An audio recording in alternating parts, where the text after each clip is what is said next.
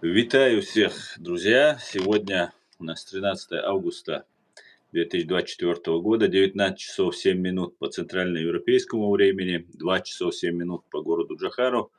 Друзья, я вас всех приветствую. Сегодня у нас 61-я, 61-й стрим на платформе открытого диалога информационно-аналитического центра Президиума правительства Чеченской Республики Ичкерия. И с нами снова сопредседатель Президиума Аят Идигов. Аят Машвой. Приветствуйте. Маршал Дал. Всех я приветствую тоже. Здравствуйте, кто присоединился к нам. Сегодня у нас будет разговор о том, что, конечно, как и раньше, что происходит в Украине в первую очередь. Известно, что украинцы совершили такой очень важный политический и военных, вот с моей точки зрения, где они вошли на территорию России, захватили часть их территории, Курской области. Там целая паника, вплоть до того, что чуть ли не они уже там психологический расстрой у них там с разных информаций идет и с Америки, и с России, ну и самой Украины кругом. Мы сами можем тоже в этом смысле думать, что происходит. Но видно, что когда вошли украинцы, они не стали там убивать людей, куча трупов не было ничего, они просто уходили, люди выходили, поднимали руки, приветствовали то, что туда украинцы идут. То есть они уже устали от этой российской власти, устали от этого Путина, этой системы власти и не хотят на этой основе жить с Путиным, я так понимаю. Однако, как бы то ни было, Россия там проводит свою пропаганду, говорит, что на самом-то деле, что это нельзя было, что они обращались в ООН, они обращались, к европейским странам, почему позволяете им, использовать вашу технику.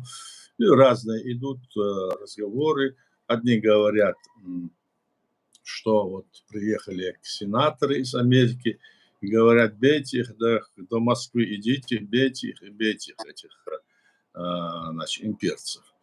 Другие говорят, что вот это, ну, в общем, разная вот такая ситуация раскладывается. Ну, как бы ни раскладывал, сам итог того, что происходит, и идет это как бы,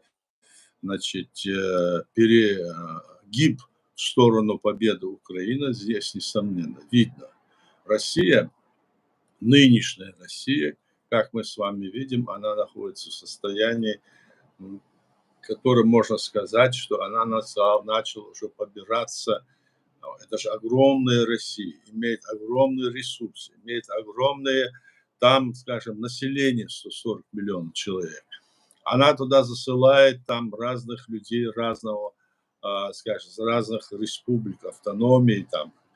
И в основном вот такие вот вещи они крутят, и чего-то у них не хватает почему-то.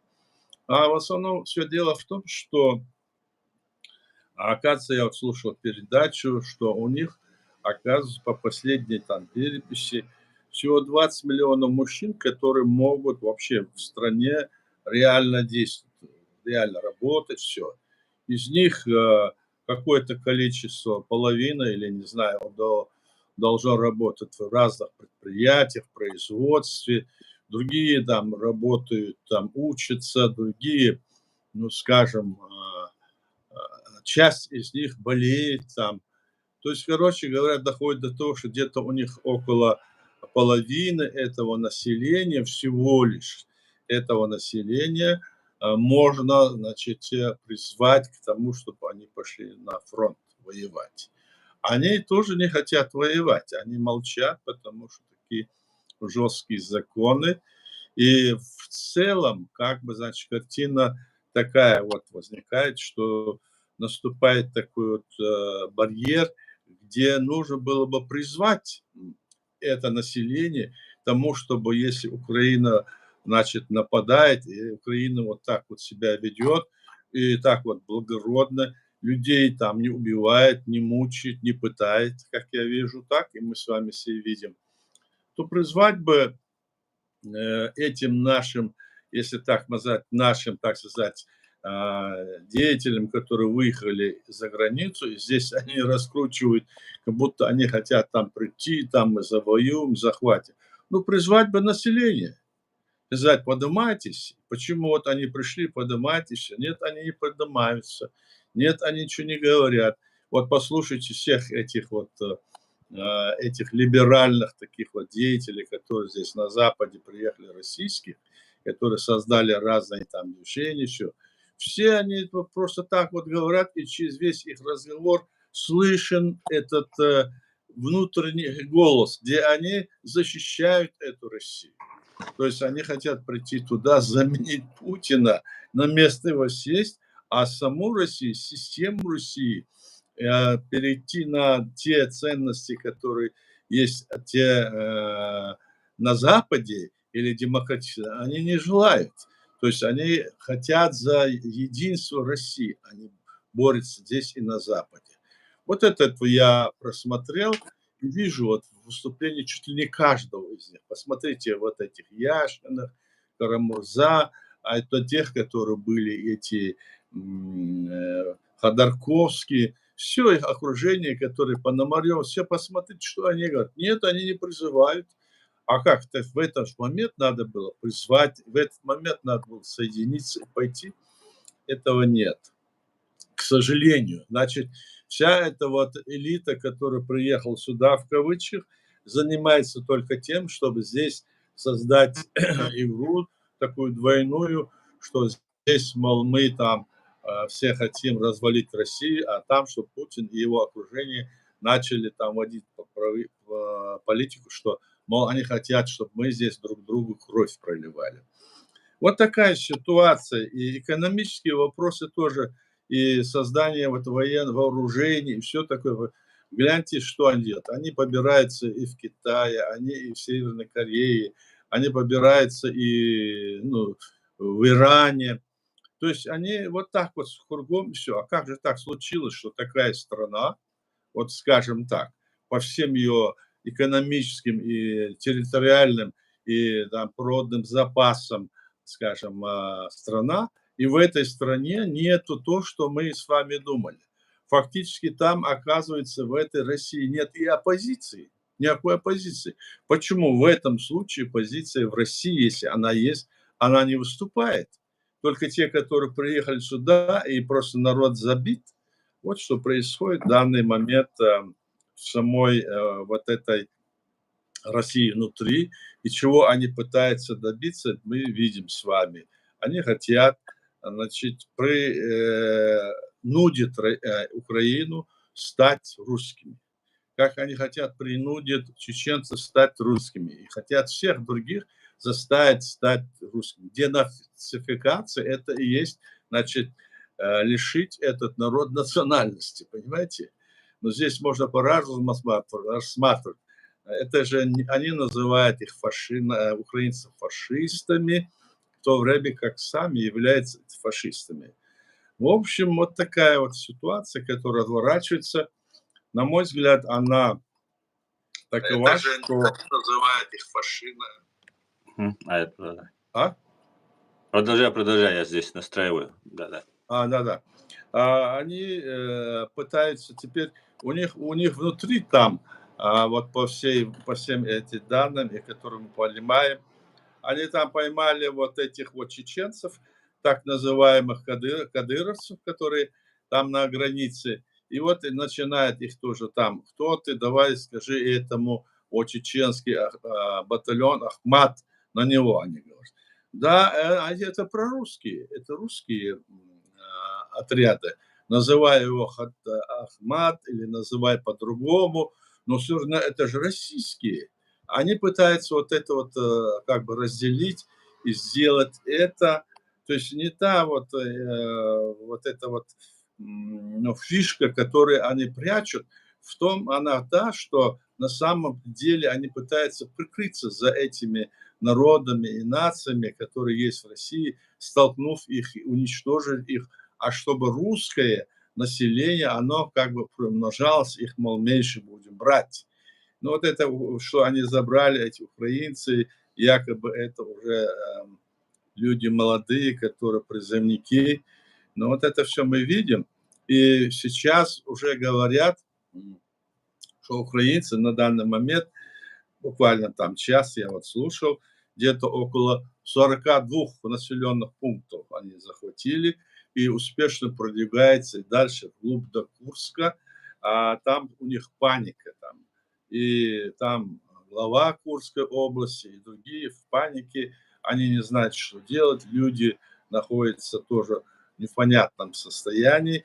И, скорее всего, они будут обращаться, если идти и дальше, если идти дальше, то люди будут воспринимать поход украинской армии, будут воспринимать положительно и поддерживать, насколько я это понимаю. Ну вот такой момент, если говорить об этом. Давайте на этом закончим. Если есть вопросы, там дальше продолжим. Баркал Аят. Я бы хотел бы сделать анонс. У нас сегодня не состоялся стрим в Телеграм-канале, так как по техническим причинам мы не смогли организовать. Сейчас стрим идет у нас в ТикТок. Все, кто Да. нас смотрит в ТикТок, вы можете задать непосредственно вопрос, написать, я задам его Аяду. В YouTube вы то же самое, как обычно, можете писать комментарии. И мы в следующий раз постараемся исправить ситуацию в Телеграм, и чтобы у нас и там тоже был стрим. Да. Я вот смотрел много сегодня, вчера, вот российские вот эти паблики, которые они разные публикуют, Да. украинские паблики по поводу вот этих событий в Курске. И такая ситуация вырисовывается, что фактически руководство России обвиняет, ну, фактически обвиняет военных за то, что и передали управление за ситуацией в Курской, Брянской, Белгородских областях Федеральной службе безопасности, так называемой. И, ну, то есть у военных забрали. И фактически они считают, что военные пошли в сговор, уже прямо об этом говорят, с украинскими там генералом, генералитетом и позволили пройти. Что вы по этому поводу думаете? Ну, я тоже это слышал, но дело в том, что там на границе, где у них находятся эти, так скажем, пограничные пункты, они между собой имеют определенное расстояние, может быть, 2-3 километра между собой они. Они вроде там внутри протиснулись и прошли, а эти оказались позади. У этих, которые пограничники, которые сидели, и эти даже, как их, эти кадыровцы, у них тоже было только стрелковое оружие, никакого военного там оружия не было, так они жалуются там. Но думаю, что здесь еще другой вопрос. Мы с вами понимаем, что сейчас мы видим, вот когда там собирается весь этот цвет власти, то там сидит Шойгу, Путин и этот, как его, Белоусов, нет, Белоус, само собой, этот по КГБ, который возглавляет. Бортников. Бортников. Вот эти люди сейчас стали управлять всей страной, а все остальные как бы отодвинуты. А этот начальник штаба, этот Герасимов, он ему докладывает, все такое. У них идет внутренний вот этот раскол. Об этом все пишут и говорят тоже. Видно, что вот эти 4 человека теперь как будто вся эта и армия всем пытается управлять и заправлять, что они, мол, лучше делают.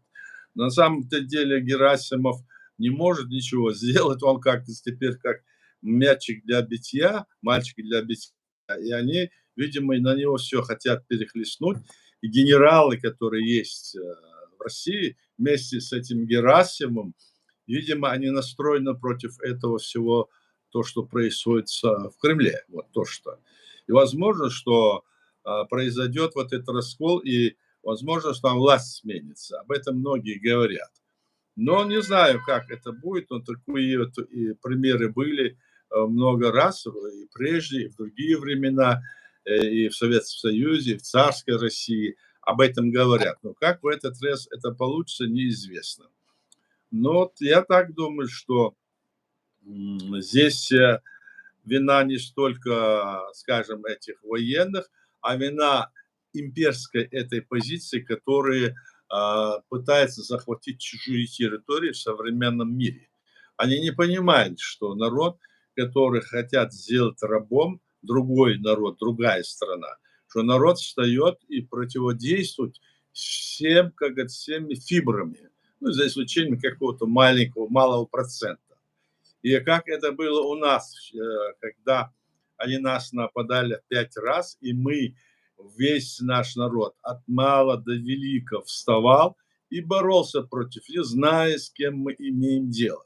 Когда у нас закончился ресурс, и когда весь мир против нас ополчился, обманом, послушав российскую пропаганду, нам пришлось отступить.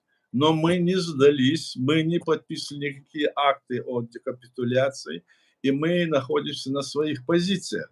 Власть наша, и все это есть. Поэтому и в этом случае в Украине они пытаются так напасть, они не поняли, на кого они нападают. Они не поняли, что хотят эти народы, веками хотели освободиться от этой империи, а сегодня, когда они освободились, они думают, так легко снова их взять под себя, потянуть. Я как-то говорил, что когда они развалил Советский Союз, они тогда выдвинули лозунг «разойтись, чтобы затем сойтись». Они ошибались. Как можно, получив свободу, значит, вновь объединиться под рабство этой империи? Это не получается. И они сегодня в этой военной форме экспансию развязали с 1994 года, и эту войну ведут. Они после Украины, конечно, пойдут на другие республики бывшие. Это несомненно, это у них в плане. Мы об этом знали. Я даже вот был на переговорах с ними в Москве в 98-99 году. Помню, как они там прямо говорили, что надо все это восстановить, и что вот мы, вы, чеченцы, должны стать впереди, давайте вместе это сделаем. Они прямо это говорили, не стесняясь, понимаете? Поэтому эту линию они проводят. И здесь украинский народ героически защищается, и видно, что России здесь ловить нечего. Что бы то ни было, дадут им оружие, не дадут, это будет труднее или как, но уже Украина никогда не будет больше имперским, в составе имперской этой России. Никогда. В этом я уверен, убежден, потому что это не позволит сегодня весь мир видеть, что происходит, и помогает Украине. Если бы они тогда помогли, скажем так, вот поняв чеченскому народу, сегодня и эти проблемы не были бы. Я вот так вот это оценивал, Аслан. Спасибо, Баркалая. Вы сейчас сказали, что много веков Украина сражается за свою свободу, как и чеченский народ, с тех пор, как империя, Российская империя начала Да, расширяться. Вот с тех пор и мы все, кто не согласился, не поработился, продолжаем вести борьбу. И сейчас мы видим исторические, на самом деле, моменты, когда украинская армия, украинская военное крыло, военное формирование заходит на территорию, хотя на ее территории идет война, она уже переносит боевые действия, побеждает. Сообщается, что 2000 уже сдалось россиян. да. Большая проблема их Активно переправить. сдаются российские эти войска, да, да. Да, совершенно верно. И, по всей видимости, это будет продолжаться, потому что русские не хотят воевать.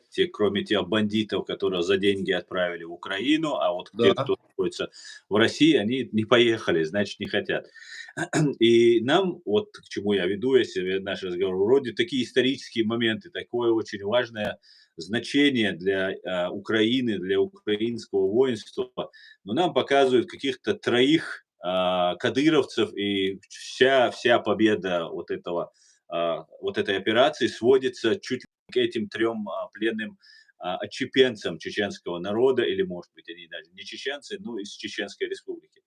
Почему вот такая ведется работа, 2000 задержанных, или русских за людей не считают, это уже нацизм, фашизм, или это с чем это связано, Аяш? ну здесь очень ясная ситуация. Здесь вот показывают разные, потому что постоянно они распиарили это Кадыру, это марионеток, Мгм. потому что они пригожинскую вот эту всю остаточную часть этих войск тоже передали туда. И они вместе как бы направляются, вместе вот они, мол, они виноваты в том, что сегодня вот такое поражение было. Я бы был рад, если бы они были еще больше виноваты в этом, и это поражение сделали бы в пользу Украины. Им надо было бы перейти на сторону украинского государства и стать против, сейчас как раз тот момент, и стать против Кремля, который вот эти вот незаконные действия делает против всех народов. А сейчас как это будет развиваться? Это разыгранная вот такая карта, чтобы в конечном итоге, вот смотрите, они говорят, вот там Ахмат сила или другая там, или какой-то там еще батальон или бригада, они все это раскручивают для чего? Чтобы потом в конечном итоге, когда, если бы, к примеру, скажем, если была бы и победа, которой не будет, да, то их все равно бы потом снова задвинули в их рабское состояние. Мгм. Они бы не получили никаких дивидендов, в этом нет сомнений. И они бы снова их бросали бы куда угодно, снова бы, чтобы захватывать и другие территории, и там бы гибли эти люди. То есть чеченский, скажем, народ или чеченцы молодые, которые там вырастают, растут, они их бросают в эти, скажем, войны, и они становятся пушечным мясом там. Они никак не могут этого понять, потому что мы видим с вами, какая вот эта пропаганда идет. Пропаганда очень сильная. И мы видим, что в конечном итоге здесь вот разыгрывается такая ситуация, там Путин говорит, я, мол, русский, я якут, я калмык, я, ну, видите, там всякие, я Мгм. чеченец, я ингуш, я там и другой, и кабардин, всех. То есть он как бы пытается объединить это все, а на самом деле мы-то знаем, что это не так. Мгм. Они проводят по линию по, значит, ассимиляции народа. Вот эта вот денацификация — это тоже попытка, прямое заявление о попытке ассимилировать этот народ, сделать его русским, сделать его таким. Вот я думаю, поэтому это. А здесь, так как против нас они вели войну, так, против нас они 5 раз нападали, четырежды они потерпели поражение, а в 5-й раз теперь они хотят этого вообще добить до того состояния, сказать, что мы были неправы, что чеченский народ неправильно делал, что не надо было делать, что никакие законы и у вас, которые принимали, это неправильно были, они хотят сказать. А на самом деле все нами было принято правильно в рамках современного международного права. И я надеюсь, что мы сможем вместе вот с победой Украины, сможем нашу вот эту линию продвинуть и восстановить на нашей территории легитимную власть нашего государства, которое было создано при развале Советского Союза, как и в других вот республиках, которые были тогда созданы после этого. Поэтому мы надеемся на это, наши люди там сражаются, мы ведем эту тоже политическую борьбу, и за это вот просто всеми руками и ногами голосуют, как говорится, наши люди, которые, многие хотя и молчат, но в душе они думают об этом. Ситуация вот такая. Асо. Но,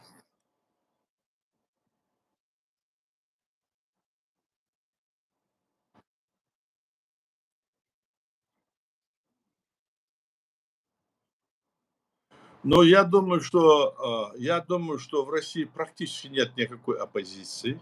Практически. Все те, которые здесь на Западе находятся, посмотрите, это те же имперцы, их позиция там, вот, допустим, возьмем, которые здесь находятся, они, если общаются вот, с чеченской властью легитимно, то они общаются с теми, которые являются пособниками Кремля. Это раз. Во-вторых, во всех своих этих высказываниях и действиях, особенно когда сейчас пошли украинская армия пошла в Курск, они молчат, как будто сожалеют об этом. Вместо того, чтобы сказать, вот надо вот было бы сейчас остальном народ, призвать народ российский, русский, встать, давайте вперед, давайте скинем эту власть, чтобы это не... Они сидят здесь на Западе и это даже не говорят. А здесь из себя изображают, как будто бы они являются демократами или что такое. Они думают, что они самостоятельно там, эти будут здесь сидеть, скажем, тихо, и будут заниматься. Там на территории России нет как таковой оппозиции. Правда, есть, я знаю, некоторые люди, они называют себя движением 14%, насколько я знаю, так? Они не выдвигают никого из себя лидеров, они по очереди становятся лидерами, время от времени меняясь, но движение такое есть. И я думаю, что это как раз наиболее вероятное значит, движение и лидерское движение против именно этой империи. Вот я так думаю. А это вот движение, оно своими действиями, своими высказываниями, еще в прошлом они поддерживали, собственно, наше государство и делали заявление о том, что они признают необходимость деоккупации территории Чеченской республики Ичкерия.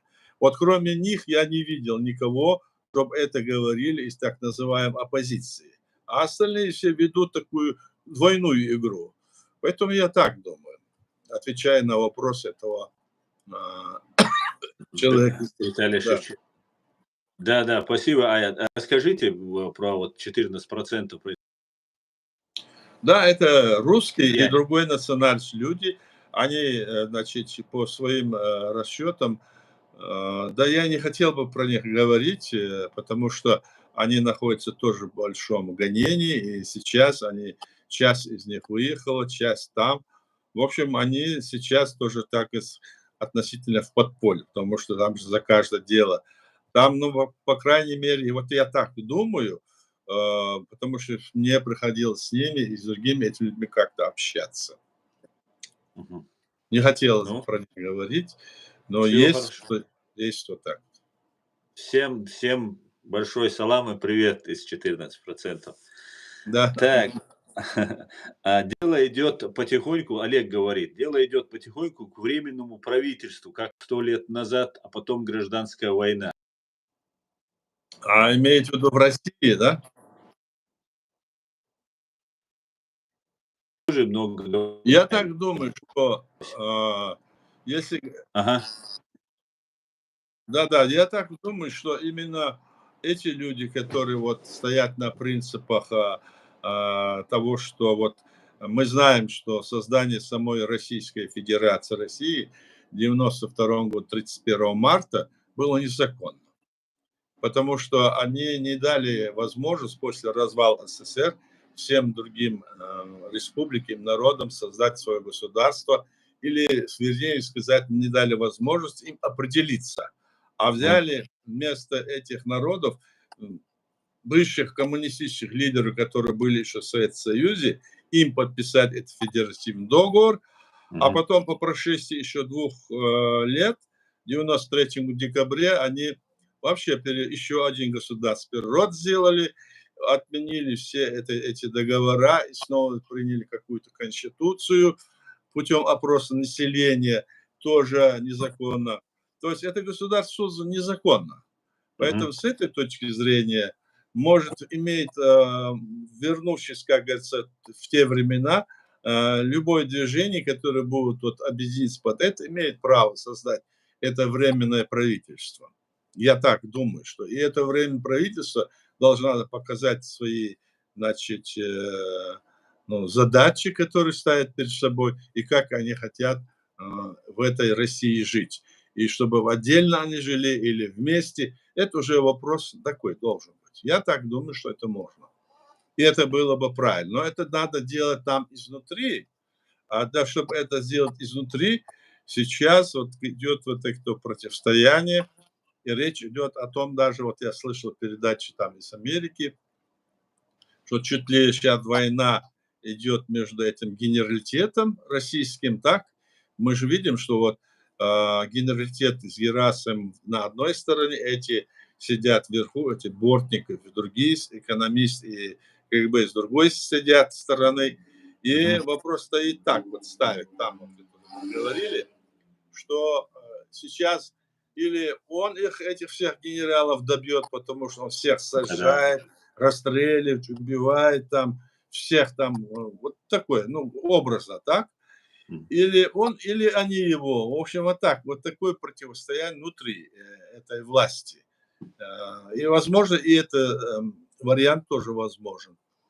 Так что здесь будем говорить, что развитие событий, вот от Курска, если оно дальше пойдет, то оно будет как-то более конкретнее показывать какую позицию. Еще как бы они были ошарашены, что вот это не может быть. Как это? Они вошли, украинская армия вошла. Вот если там дальше это начнет развиваться, и они увидят это, я думаю, изнутри России поднимется, они поймут, что происходит, и поддержат любое временное правительство, которое будет стоять на принципах права и свободы. Я так думаю. Мгм. Отлично. Перспектив. Дай Да. бог, да.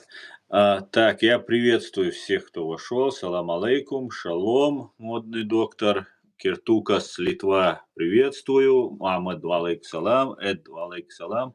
Всех я приветствую. Салам всем свободным людям, пишет Эд. Салам Ахьяд, салам Аслан. И я почему-то уверен, что деоккупация Ичкерии не за горами. Слушайте Аяда и Аслана, думайтесь и готовьтесь к деоккупации. Да, это Что мы вы тоже в этом уверены, но мы должны быть очень разборчивы в тех наших шагах, которые мы должны предпринимать и которые мы предпринимаем.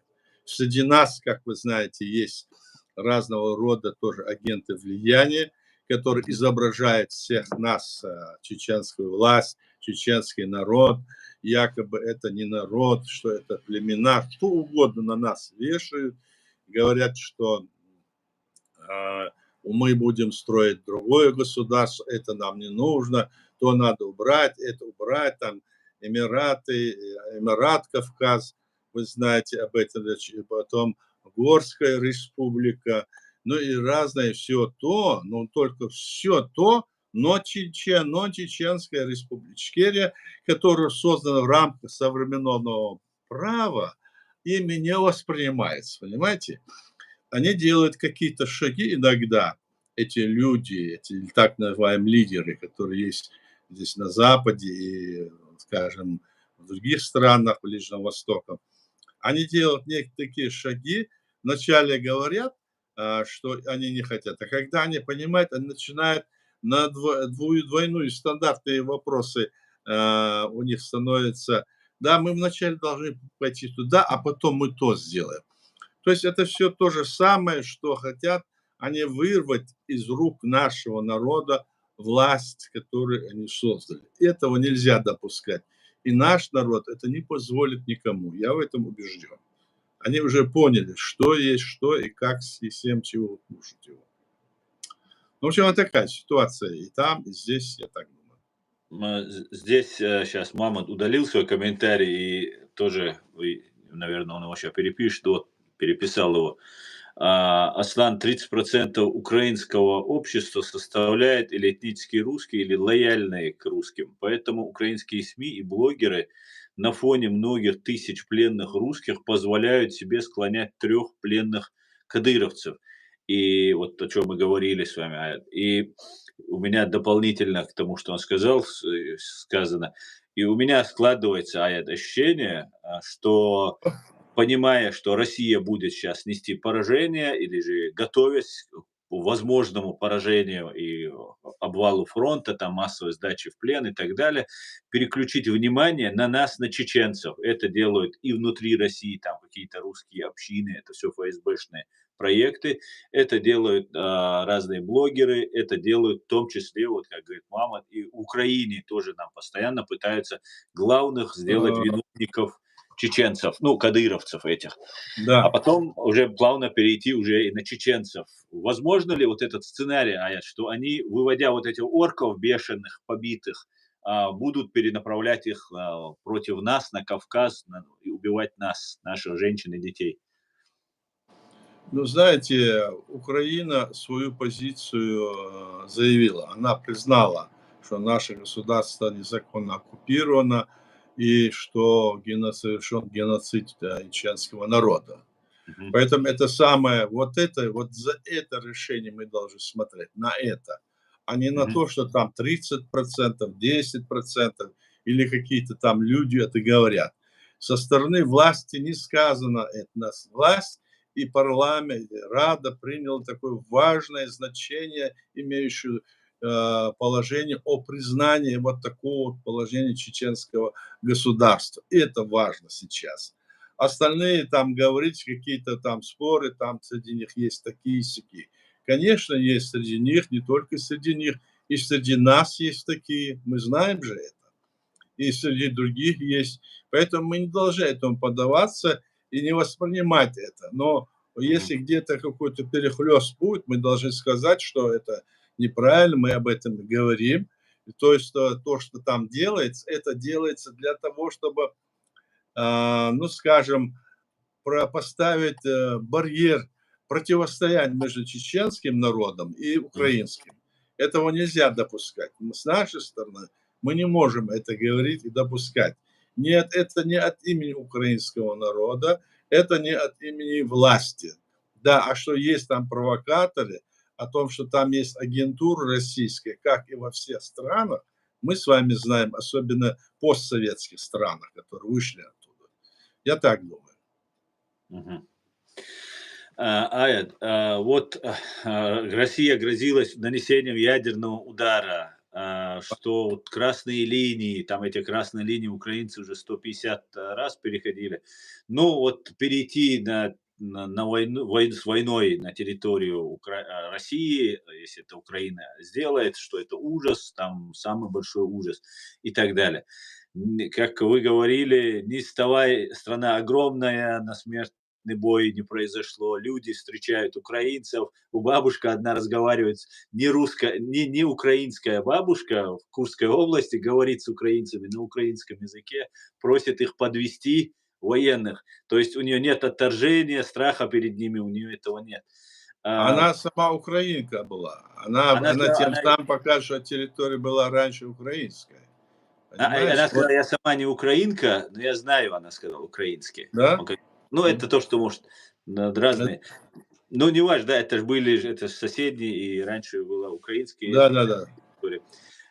Вот, с чем связано, что никакой с той страны огромное не произошло, никакого русского или советского подъема духа не произошло? С чем это связано?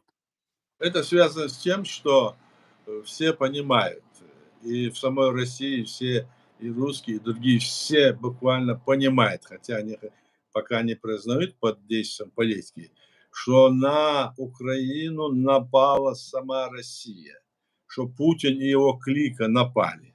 А теперь в ответ, когда на их территории вторгается, скажем, украинская армия, и не ведет себя так вот ну, скажем, человече По-русски. ненавистнически, да, не убивает, ну, нету ни Бучи, ни нашего и Самашки, ни другой, где они убивают сотнями трупы, этого нету, этой жестокости нету.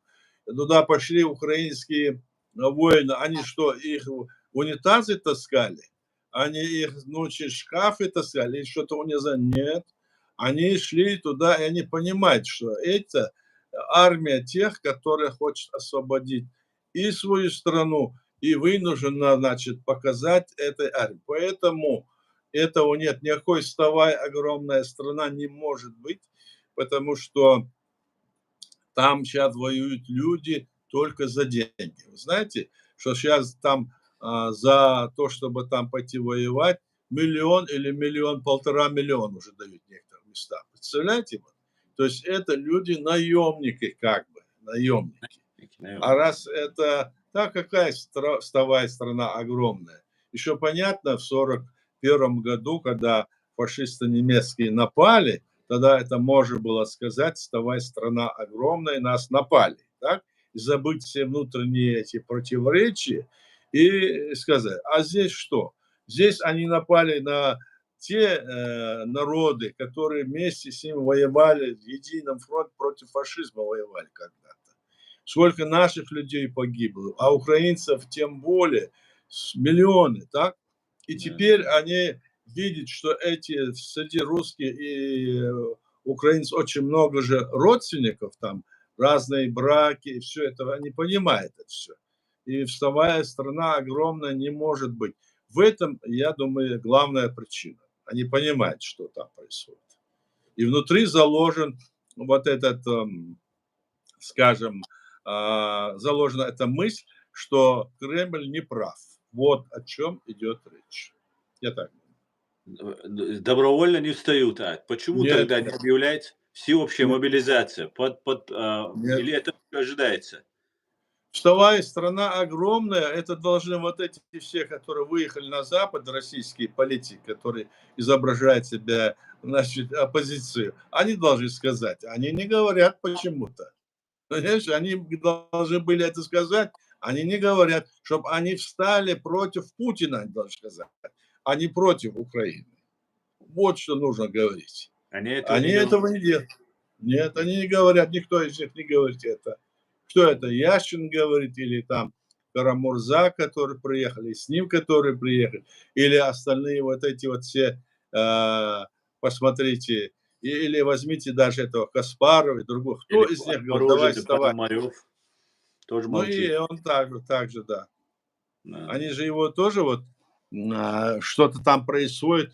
Где-то вот здесь произошло то, по-моему, что мы давно уже говорили, что настанет тот момент, когда власть поймет, кто есть кто. И поэтому они сейчас нашли по этому пути. Эти даже и не знали, Пономарев и другие, что такая атака будет. Представляешь? Никто не знал, они взяли и сделали. Вот и правильно. Я так думаю. Полностью согласен. Полностью согласен. Да. Друзья, я напоминаю, так, Ливан Кочерава, Вива Ичкерия пишет, Вива Грузия, Ливан, спасибо, приветствую вас всех. Друзья, напоминаю, у нас стрим идет в YouTube и в TikTok. В Телеграм-канале сегодня у нас не получилось запустить. Вы можете писать комментарии в TikTok, я зачитаю, либо в YouTube непосредственно можете писать комментарии в YouTube. Тоже и Аят увидит, и я зачитаю. Так, пишите ваши комментарии.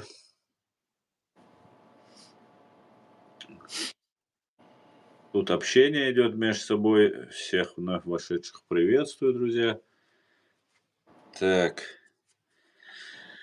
Аят, вот если ситуация сейчас развивается, как далеко она может дойти? Вот она сейчас развилась до масштабов, которые русские не ожидали. Как далеко она может? Могут ли они дойти до Москвы? Могут ли они взять Брянск? Могут ли начать удары по Крыму, по, там, например, Финляндия? Было бы вообще идеально, как бы исторически складно, если бы НАТО подключилась бы и нанесла бы массированный А, удар по военным объектам. Я Как не вы думаю, что Запад заинтересован. Мы же знаем с вами, что Запад будет в этом деле сам активно. Он дает вооружение, он дает снаряды, как говорится, дает, то есть амуницию, чтобы эти войска Украины, они чтобы были вооружены как надо. А дух это есть то, что может быть у кого? Дух это у украинского народа. Если не будет духа, то что б не давай тебе, как не давай, ничего не будет. Какой дух может быть у агрессора, который пришел и вот так вот убивает людей на весь мир? Какой у него может быть дух? Сопротивление какое может быть у него? У него этого нету.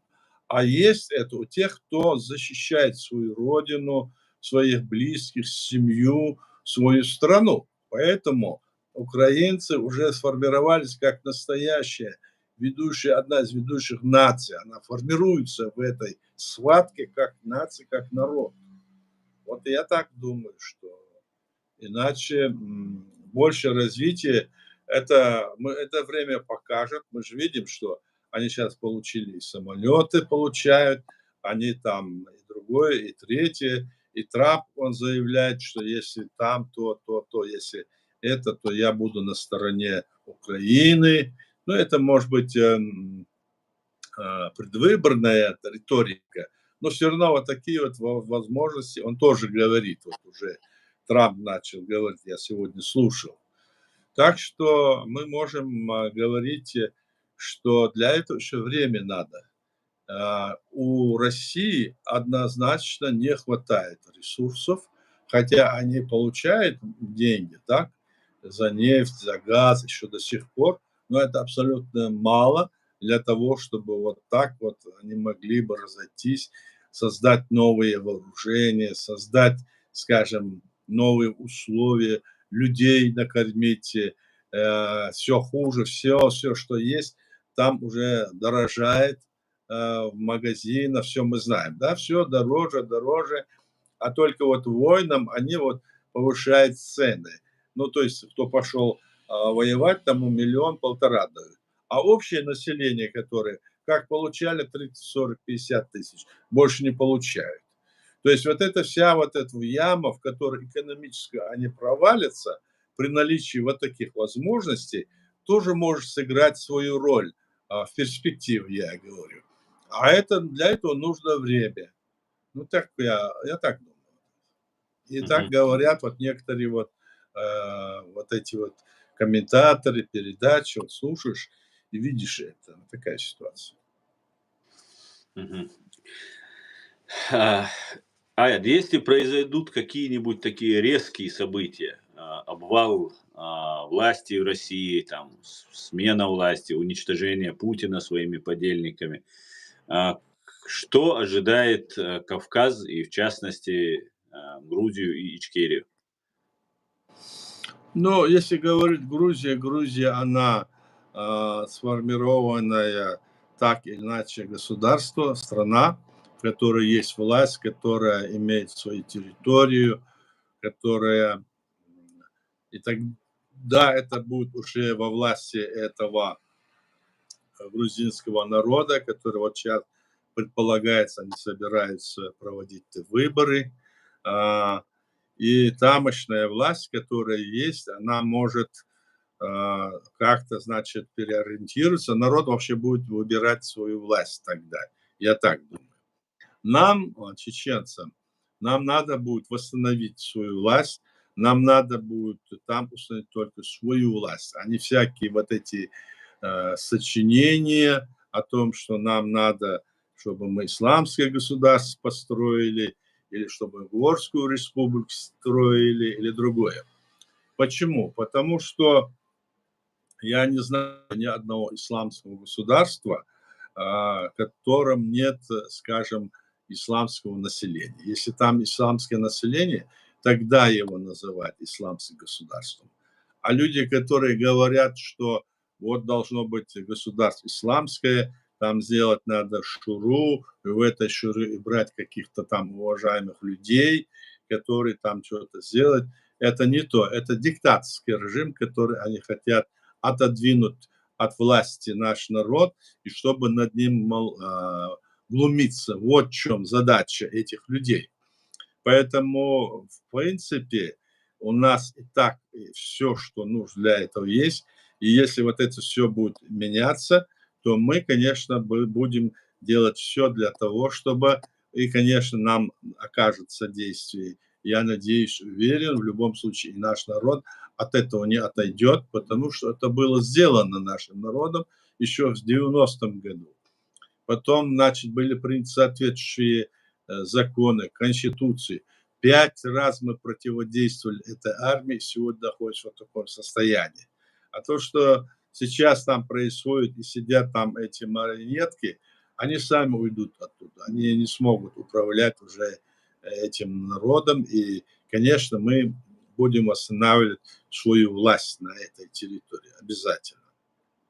Мгм. Обязательно, да, Мула. Джсон спрашивает, кто говорит. Говорит сопредседатель президиума Чеченской Республики Ичкерия Аят Идигов. Единственной легитимной власти чеченского народа и государства.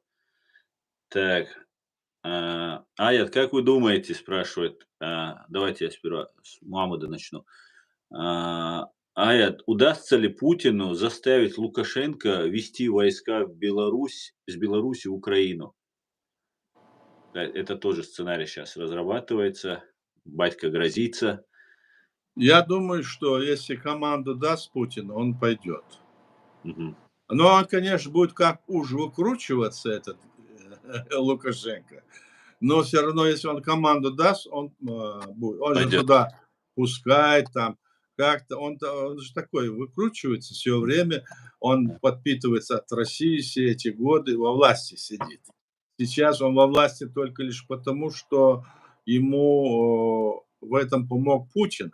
Иначе бы он бы не выиграл. И сейчас он фактически захватил власть снова. Знаете, Мгм. вот я так думаю. Если ему команду дадут, и не обязательно ему самому пойти, он может оттуда формировать, скажем, какие-то полки, бригады, под именно что они российские, их пустить. Ну, в принципе, команда нужна, я думаю, только так.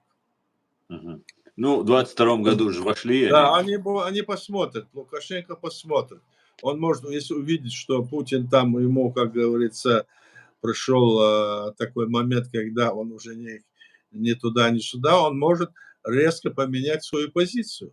Он же Лукашенко такой. Мы же знаем его примерно. Хотя не хорошо, но наблюдаем за ним. Может и развернуться в обратную сторону. Так что посмотрим. Да, в 22 году-то они же со стороны Беларуси ж нападали на Украину. Да, Да, да. это было уже. Так, Эд говорит: "Аят, как вы думаете, при деоккупации возможно ли правление по примеру Сингапура?"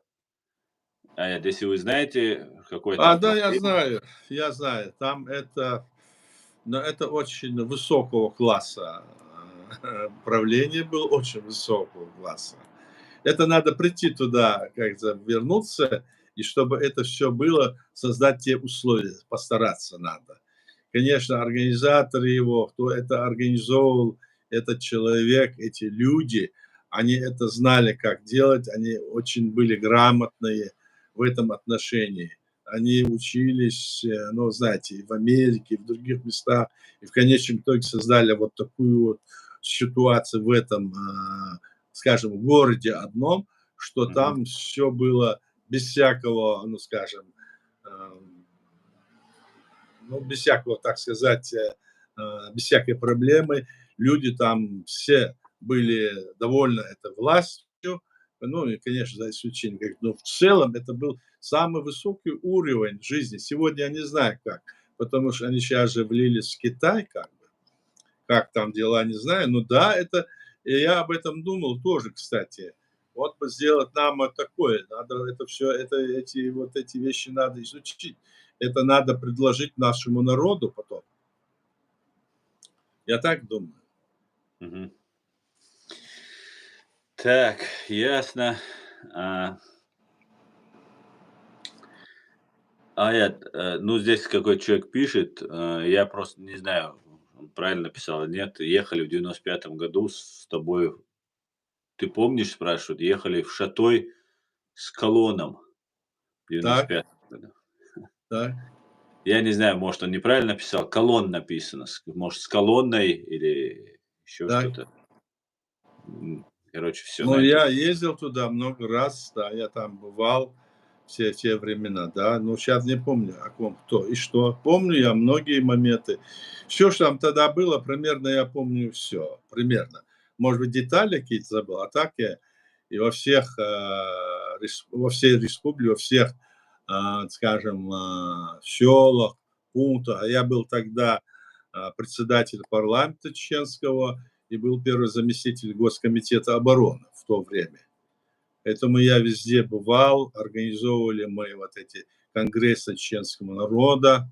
Это проводили мы в разных местах, в Курчелое, в Шеле, потом в Атагах, Гойты. Ну, в общем, проводили Рашничу. Сейчас где-то 6 или 7 раз вот, примерно мы проводили в ходе этой войны за 2 года мы проводили конгресс чеченского народа, где мы там обсуждали, что делать. Этим занимался я и члены нашего парламента. Мы вот этой работой политической мы занимались, ну и занимались работой по контакту с внешним миром, общались, говорили по связи, все. Это в то время было. Да, я помню эти все моменты, я помню, но конкретно кто это, я не знаю. Кто он, с кем я Мгм. Ну, ехал. он не пишет то. Мгм. Пока не пишет. Ливан Кочарава говорит, как известно, сверхдержавы иногда вступают в союз друг с другом. Мы видели это в 90-е годы, когда Запад закрыл глаза и дал зеленый свет на агрессию против Грузии и Чечении, геноцид народа. А, Ливан, это не вопрос, это просто комментарий. И если есть, продолжите, пожалуйста. Аяд, вы были на конференции в Алмате, по-моему, в 91-м или 90-м году, спрашивает Эд. Нет, я не был, я в ту сторону не ездил ни раз. Хотя я там родился, в тех краях, но я не ездил туда. Во время войны я не ездил никогда туда. В 91-м, 90-м, Нет, Аяд, не нет. было. Аяд, если Лукашенко ведет войска в Украину, то какие могут быть действия западных стран и Америки? Спрашивает Мухаммад. Но это уже им там решать, потому что это будет уже, как бы, значит, целое совместно. Тогда против Лукашенко, наверное, будут самые строгие меры восприняты, и санкции, и могут быть, и, возможно, и другие, если он ведет. Ну, в принципе, они и сейчас против него есть, но тогда, наверное, они усилят это. И кроме того, как мы знаем, как ты, Аслан, сказал, они же со стороны Беларуси уже заходили в Украину, так что их можно считать таковыми сейчас. Мы считаем, что это власть, которая есть сейчас в Беларуси, это прорусская власть и просто пророссийская, прокремлевская. Мгм. Там посмотрим, что они примут. Примут, наверное, самые жесткие меры в отношении этой Беларуси, этой власти. Я так думаю, что они могут предпринять. Потому что здесь они воспринимают, решения принимают не быстро, как мы с вами видим. Они долго мусолят это, долго решают, долго не могут сделать. А когда сделают, начинают делать, и только долго все идет и продолжается, продолжается, и долго не могут и отменить вот это все. Вот такая вот тягучая здесь вот ситуация. Может быть, она и лучше, чем раз рубить. Поэтому здесь есть какие-то свои недостатки, есть свои и преимущества. Мгм. Я так думаю. Ясно. Ну, вот я тогда этого парня тоже зачитаю, вот который, видимо, это и не такой уж и молодой человек. А, Он говорит, что вы вместе везли град, пушку, или они везли град, пушку, и его тоже зовут, как и тебя, Иса.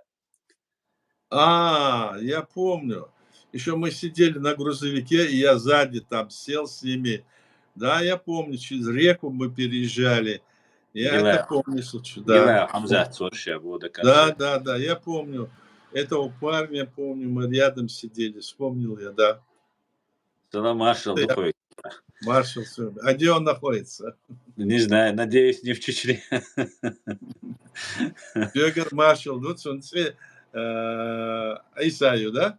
Юмоцу, вообще, Иса, Юмоцу, Я сейчас вспомнил, да, Исай, и отцу Бельгиау, Николаю Бельгиау, Дельгау. знаешь, вот, Тайпану, Бельгиау. Да, да, Салам да, маршал, да. салам маршал. Маршал туда связи, вал, Алсвец, если хочет. Да, это связи, well. Так, контакт Свига Харион Иша. Ищет Свига яйца. Так, я 10, так, это было. Так,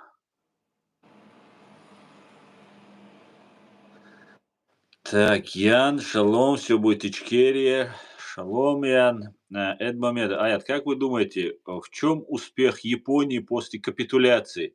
И что надо сделать, чтобы начать развиваться по примеру Японии? Ну, я не могу сказать в деталях, но Мгм. успех его в том, что после капитуляции они приняли решение о создании, значит, экономики и, значит, соблюдение, скажем так,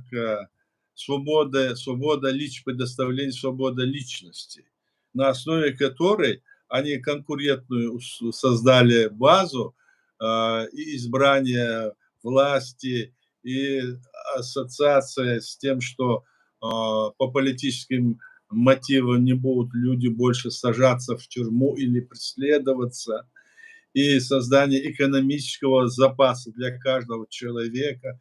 Вот эти все люди условия создали, и притом при вот этом национальном характере японского народа, они очень дисциплинированы, они поэтому смогли вот так вот развиться и стать одной из ведущих стран мира. Хотя они островное государство, но одно из ведущих государств мира, Япония. Мы же знаем с вами это. Так что я так думаю, в этом причина. И это, если ты не даешь свободу, скажем, человеку в его мыслях, его поступках, если он, конечно, не против твоего государства.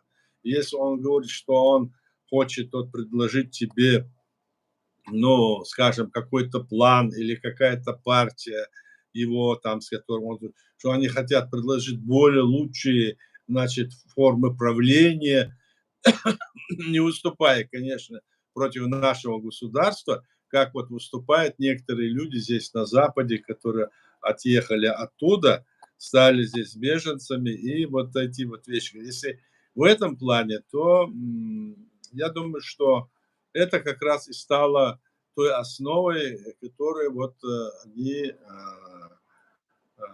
такой вот успех достигли в мире. Вот посмотрите, Китай.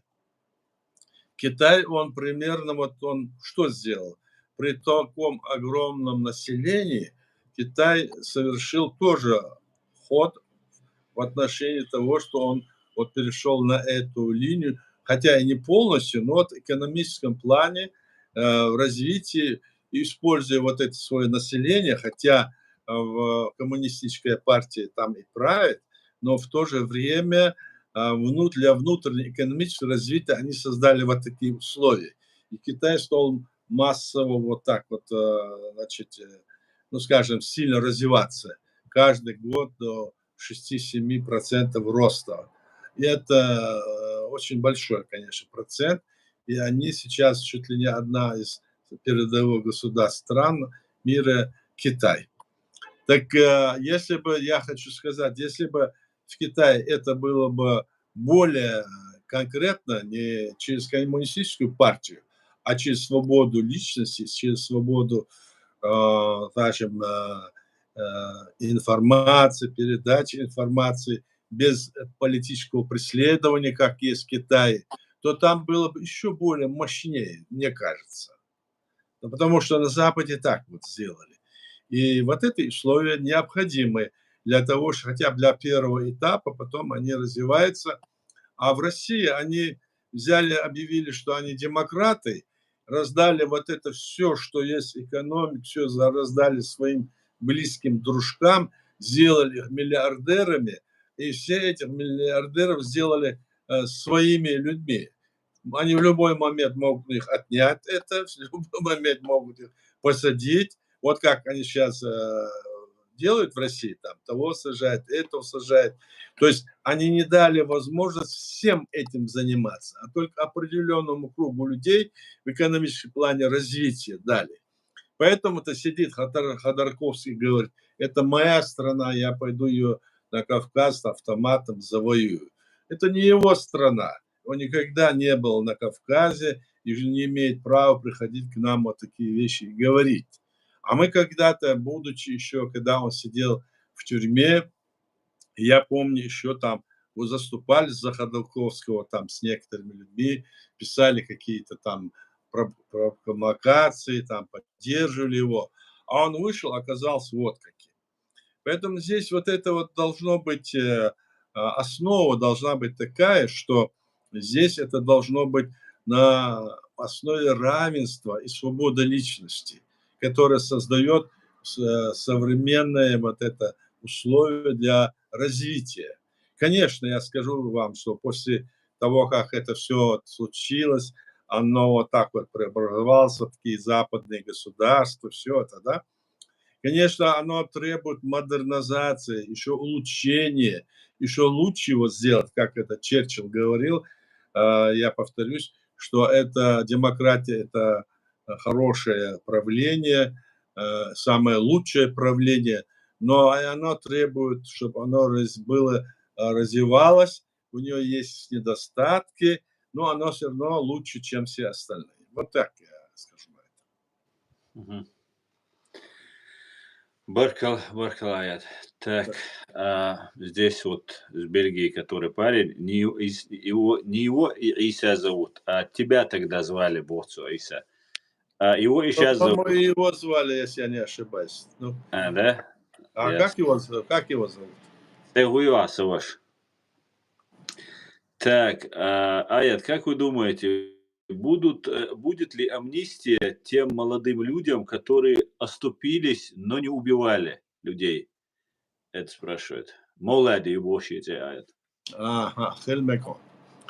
Оступились, но не убивали, да? Да, нет Он крови. кого имеет в виду? Кого может иметь в виду?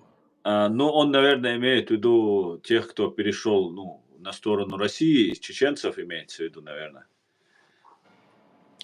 Я думаю, что этот вопрос надо решать, как говорится, по ситуации. Конечно, во имя спасения всей нации, если это требует, и на такой шаг должен пойти. Я так думаю. Но на определенных условиях, чтобы знали, кто и что это нельзя делать там. Это должно быть тоже таким. Я так думаю, что это можно сделать. Мгм. Вот, Это было бы... а? Да-да. Да-да, Вот, пожалуйста. вот, к примеру, здесь вот в Украине, да, Мгм. здесь тоже вот идет там, им там Россия там предлагает Днепропетровскую область там сделать автономией, крымско-татарской, Крым сделать там или Луганскую сделать. И там вот ситуация такая примерно. Насколько я вот знаю из этой отношений с ними, они, те, которые там натворили вот эти все дела, так, и Мгм. участвовали во всем этом процессе, они, сегодня они приходят и нападают, в числе российских войск, нападают на, Украину. Они, да, их Мгм. организованно ведут это все, да. Так если они хотят, вот, к примеру, я так, думал об этом, если они хотят, сделать, такой шаг, чтобы они перешли и объединились, то им надо тоже сказать, что в случае, если они перейдут на сторону Украины сейчас в этой войне, Мгм. что будет принят специальный закон, например, Украина примет в будущем, да, что ни один из них, все, кто перешел, получит наше гражданство, что ни один из них потом не будет наказан и будет это. Но чтобы они перешли на сторону, значит, стали против России, если даже они сейчас это делают.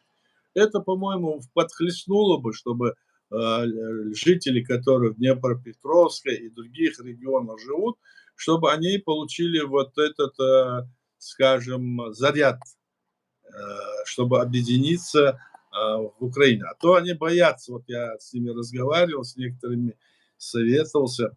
Вот как мы перейдем на сторону, они нас всех потом расстреляют, убьют и все такое. Вот что они говорят. Стариков, там, детей не надо, а тех, кто, которые, если бы они так сделали, то я свое мнение говорю. И здесь вот в этом вопросе, который ты мне сказал по нашим, да, тоже Мгм. это можно применить. во имя спасения своего государства и народа и его развития можно пойти на такие шаги. Но это нужно будет обсуждать, это нужно будет делать в соответствии с теми нормами, которые есть в нашем законодательстве. Но и можно специально принять закон в будущем. Все, которые, допустим, перейдут на нашу сторону, так, допустим, сейчас на украинскую сторону, или будут поддерживать нашу легитимную власть, мы будем стараться, допустим, в случае, когда этот момент наступит, да, принимать специальный закон для того, чтобы их амнистировать. Вот что мы будем делать. Мы понимаем, что многие были в заблуждении, а те, которые были организаторы, и которые были это все делали, это, ну, это разное. Это сложный такой процесс, но это возможно. Я почему это говорю?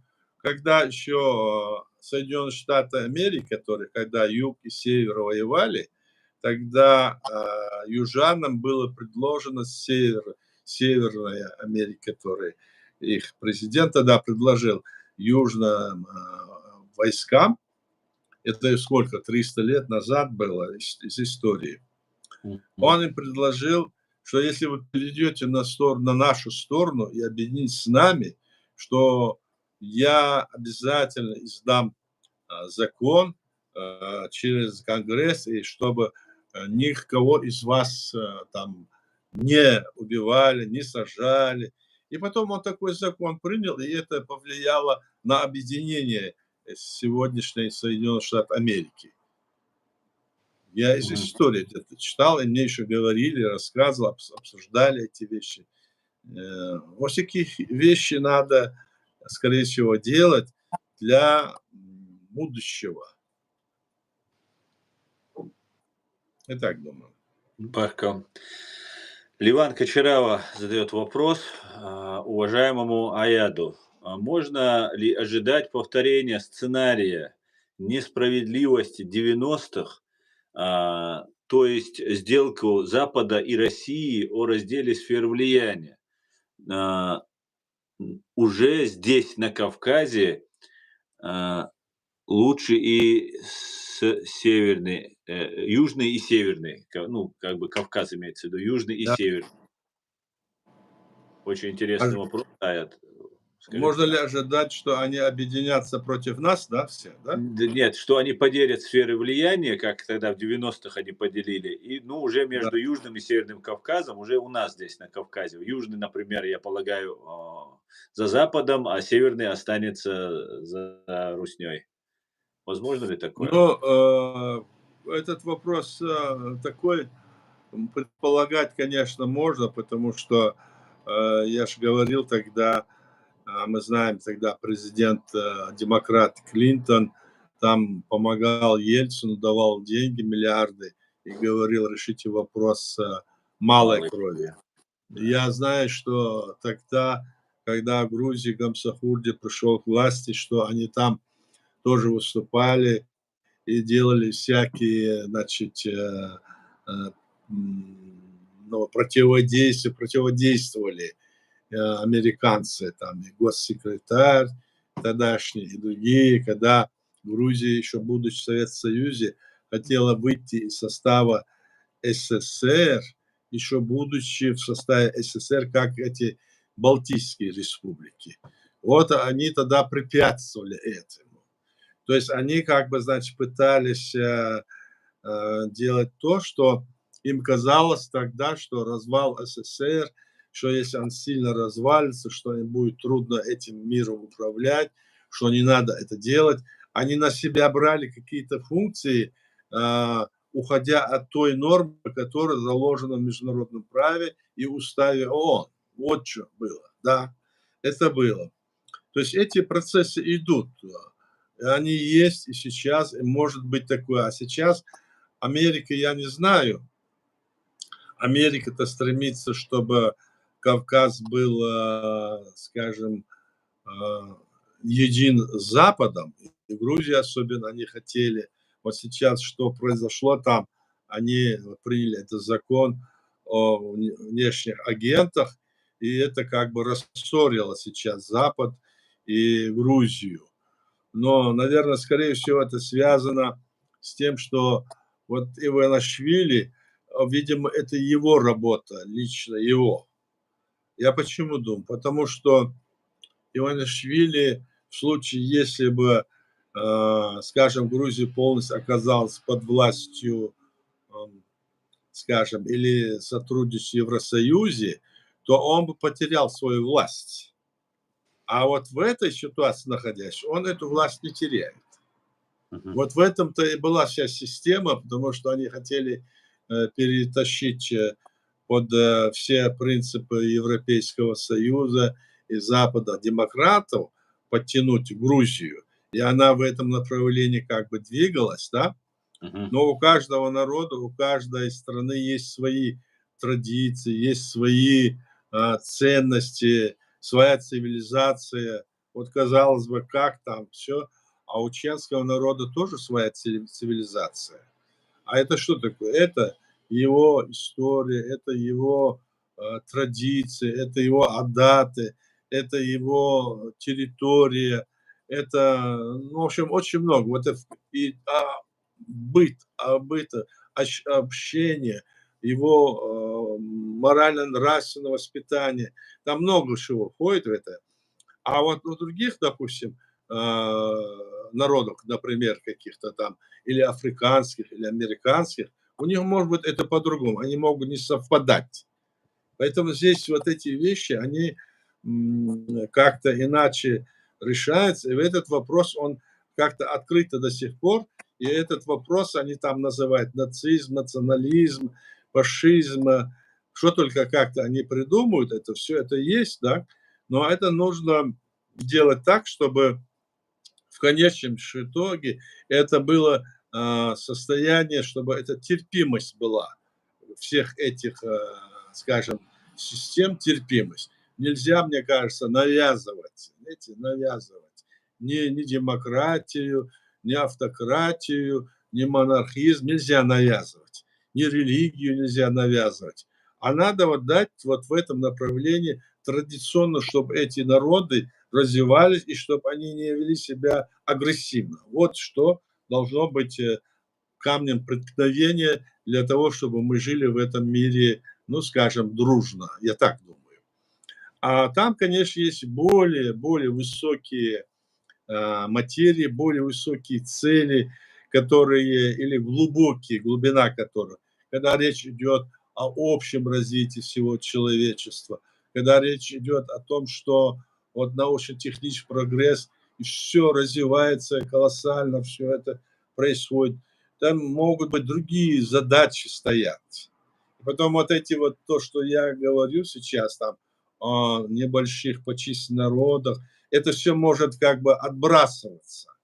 Вот это неправильно с моей стороны, отбрасываться. Допустим, у народа есть свои эти, они с этим не считаются, и все, мол, поглощает общее международное, а там, что они там наверху решают или делают, да, это же не устраивает вот это. И это здесь вот возникает вот этот вопрос противоречий, значит, и противоречий. Поэтому вот эта свобода личности, она хорошо вот это вот все в себя вобрало, вот так вот, вобрало. Он должен быть свободен, первое, второе, третье, четвертое, пятое, и мирное, чтобы было. Вот это, мне кажется, важно. Вот на этой основе, если будем развиваться, то есть здесь вот такие вот моменты, которые мы должны понимать и думать, куда это все может пойти. Я так Мгм. думаю. Барклая. Так, друзья, пишите комментарии. Пишите комментарии. Так, я здесь видел комментарии. Ая, ну вот если же начинать боевые действия, там, например, других стран против России, есть, например, Япония, как нам тут Эд пишет, у Да. которой нет военного мирного договора с фашистской Россией. И как вы думаете, стоило ли Японии включиться в борьбу и с той стороны России и помочь Украине? Но я думаю, что стоило, нет, это они сами должны решать.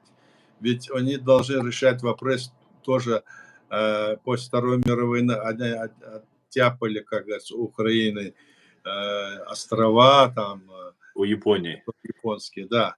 И до Да. сих пор у них, между ними нет мирного договора, мы же знаем об этом, что до сих пор нет договора между ними. И этот вопрос всегда стоит камнем преткновения для, в общем-то, их дружеских отношений.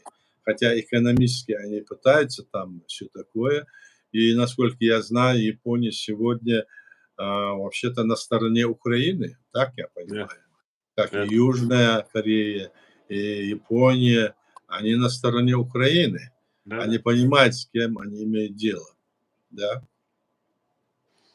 так я думаю. Ясно, благодарю. Так, валейк салам. Всех приветствую, кто вошел. Нац, Машхо Оэль.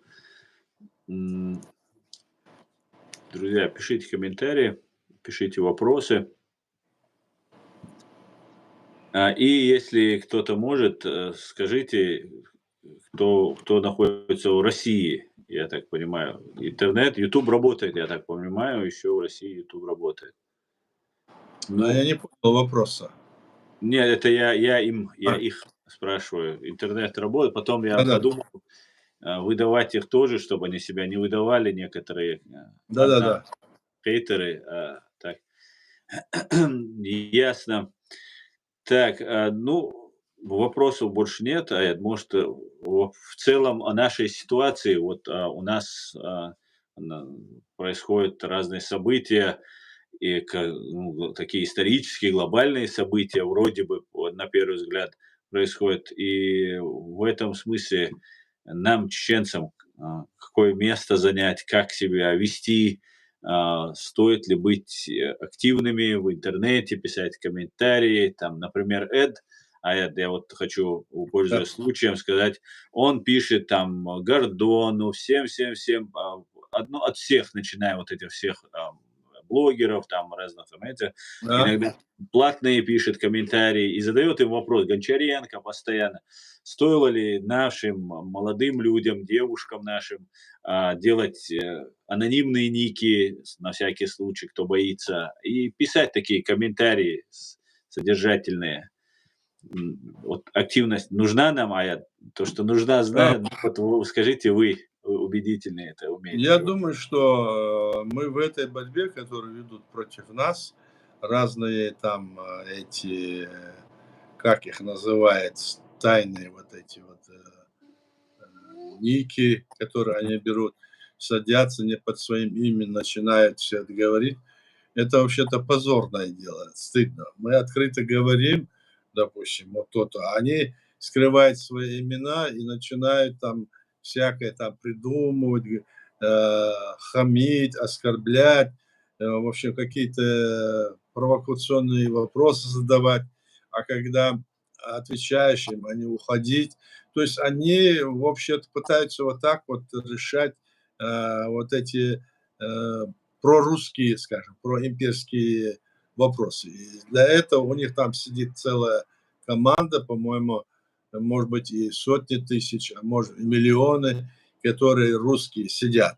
Поэтому я думаю, что молодые люди чеченцы, молодые люди украинцы, которые хотят бороться с ними, могут сделать эти им противодействия в этом периоде, но они бороться должны именно против этой несправедливости. Потому что с ними, допустим, если ты открыто говоришь с ними, а он свое имя скрывает, и потом пишет там не весь что, то ты не можешь с ним что-то, значит, и решить. Он уходит, и таких там появляется десятки, сотни, и ты уже как бы в этом море и лжи, и этого как бы становишься как будто разбитым. Этого позволять не надо, и в этом случае я всегда с ними не спорю, не выхожу на никакие контакты, не беру телефоны, которых я, людей, которых я не знаю, но вот так вот, прямо вот здесь вот сейчас, как мы говорим, выступаю, пишу статьи, свое мнение говорю. Поэтому сейчас, потому что мир как-то изменился, интернет и разное другое, мы должны вот какую-то здесь значит, политику, какую-то линию избрать. И, конечно, стоит бороться против их, противодействовать им.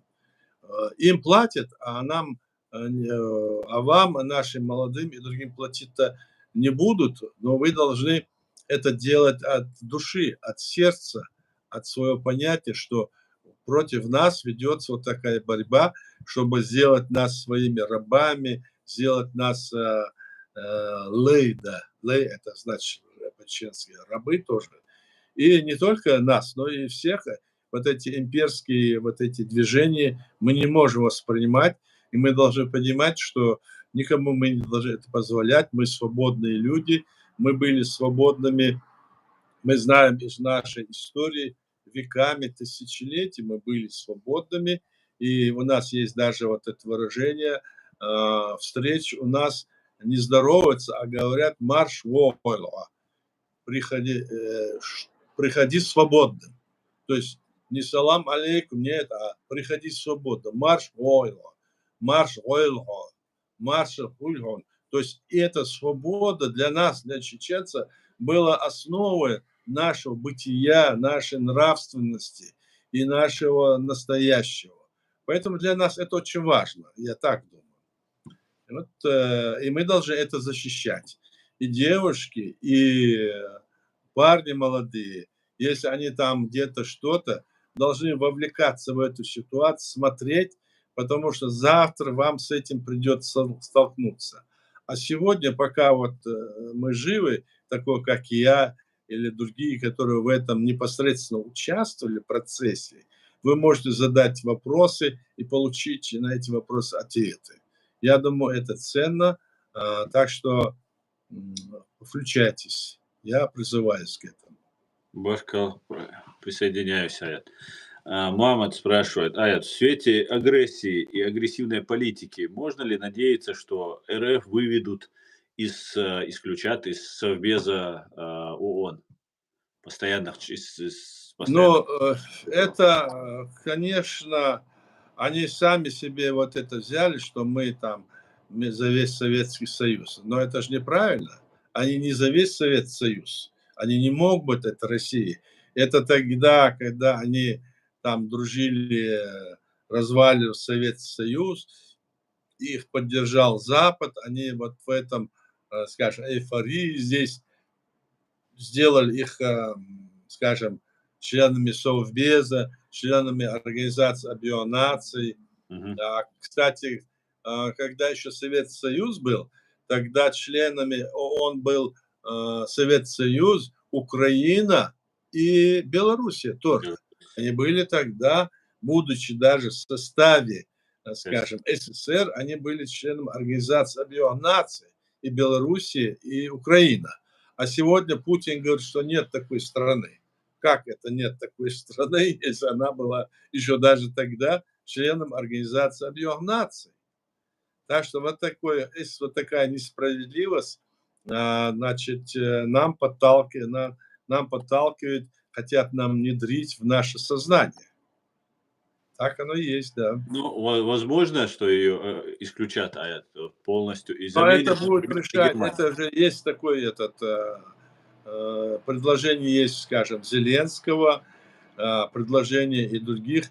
Они к этому сейчас так просто не будут решать. Сейчас надо этот один вопрос решить, но по всей, как сказать, по всем положениям, по всем нормам, такая страна, как э, Россия, Мгм. агрессор, Мгм. она не может быть по всем ее положениям и норм, не может быть ни членом Совета Безопасности, но не знает, членом ООН может, она может быть, в какой форме она останется, там видно будет. А Запад пока что в этот вопрос не решает и к этому относится относительно, значит, однозначно. Они не хотят развала России. Но в то же время вот позиция Запада здесь мне не совсем нравится. Они не хотят развала России, они хотят, чтобы Мгм. освободилась территория Украины, Но они не говорят об освобождении территории Запад, об освобождении территории Чеченской республики Ичкерии, об освобождении территории Грузии, которую захватила, скажем, Россия, Молдовы. Ну и, естественно, они говорят про Белоруссию. Но вот эти вещи, они должны идти в одном пакете, если их рассматривают, и мы за это должны, вот в этом плане мы должны работать вместе все.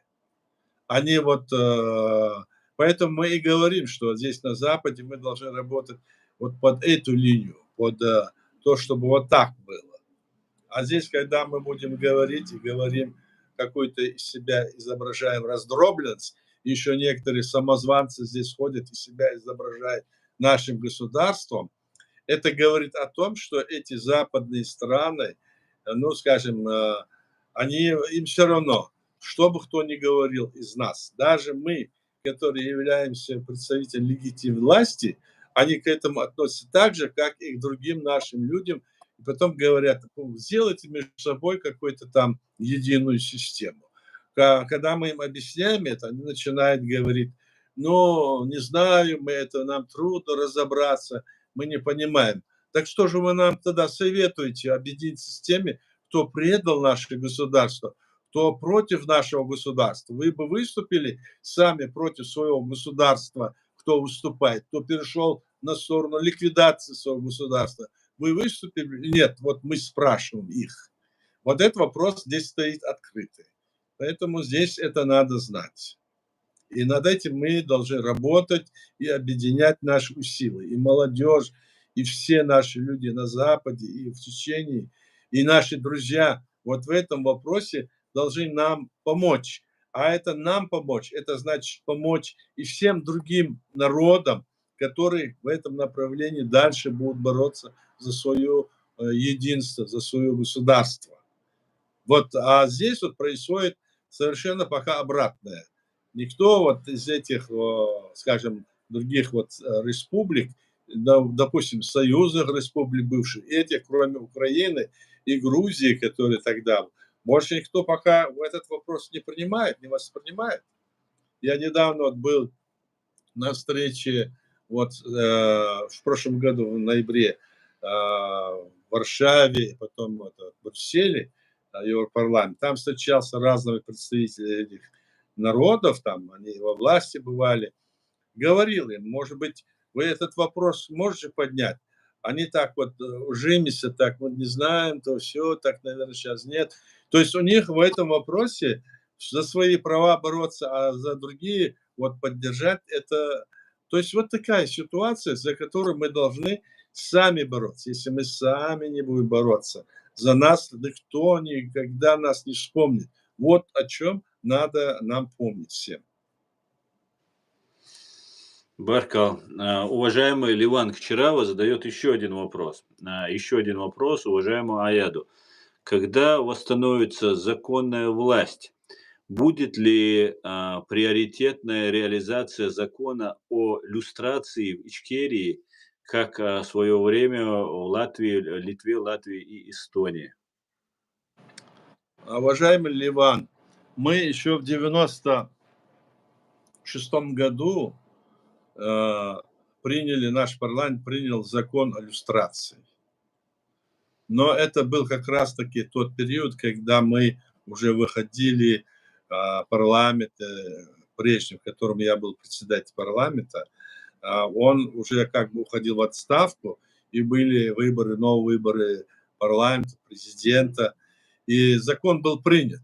А вновь пришедшая власть наша стала противиться этому, к сожалению. И не стала вот этот закон развивать, наоборот, все делала против этого. Если бы во власть остались бы или пришли бы те люди, которые были в первой власти, еще оставался бы, скажем, не погиб бы президент Джагар Дудаев и те люди, которые были в нашем парламенте в первом, если бы они снова оказались бы в парламенте, я думаю, что этот вопрос мы подняли бы. Но я поднимал в этом нашем парламенте этот вопрос, и наша исполнительная власть, и законодательная власть как-то вот это спускала этот вопрос. И тем самым в итоге это как-то повлияло на перспективе нашего внутреннего состояния. А это очень надо было сделать. Очень надо было сделать. Но когда вот так вот случилось, поэтому нет. Если мы туда придем к власти, снова восстановится власть, это обязательно надо делать. Я не говорю, что я туда приду, потому что здесь другая может быть власть. После нас мы только хотим восстановить нашу власть и провести выборы. И на этой основе мы должны действовать. Да, это очень важно, очень важно. Очень много вопросов, которые необходимо решать. И внутренние вопросы, и международные вопросы, и состояние объединения наших, скажем, кавказских государств в какой-то там Кавказский дом или в какое-то другое, скажем, образование. Есть много вопросов, о которых мы должны думать. Да, я с этим вопросом согласен с вами. И это надо делать. Поддерживаю, поддерживаю. И иллюстрацию было бы хорошо еще и в Украине провести. Ну и само собой, Ну да, это уже они сами будут решать, я думаю. да, и в России, конечно. Самое Да. главное, вот это. Все зависит от того, кто будет судьи, а судьи кто. Вот вопрос еще будет. Мгм, мгм. Они в России могут провести, а кто будет судьи? Они сами свои же не будут сдавать. Так что здесь надо, принцип должен быть тот, который должен быть в основе права и свободы личности. Вот тогда оно будет как-то вот, наверное, более, не то что более, только так можно сделать, я думаю. Да, да. А в целом, да. Есть еще вопросы?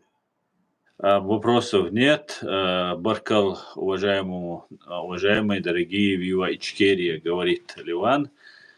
Вопросов пока нет. Друзья, Вива, вива Украина, вива Грузия, вива все наши страны. Спасибо за внимание, спасибо, что вы пришли. Давай тогда заканчивай, наверное, Аслан, да? давай закончим. Да. Да. Спасибо еще раз скажу всем, кто принимал участие, задавал вопросы. Это очень важно, друзья. И разных национальностей у нас сегодня люди были, и это тоже очень важно. Спасибо вам всем большое, всем, кто смотрел, и, конечно же, нашему уважаемому Аяду Идигову, Аяд Баркал Дерей Свойнон.